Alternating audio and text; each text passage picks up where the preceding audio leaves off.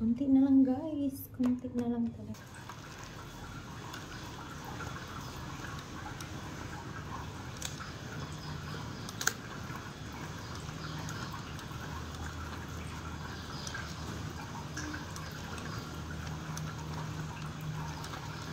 Malapit na guys ang katotohanan sa ating pangangatawan.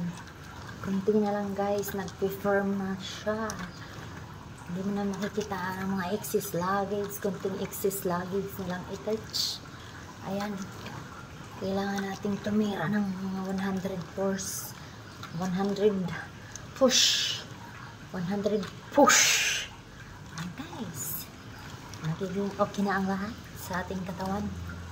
Hindi na tayo mukhang lumba-lumba.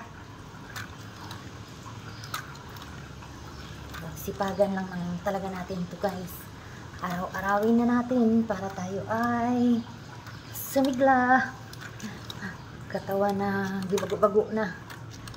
Ayan.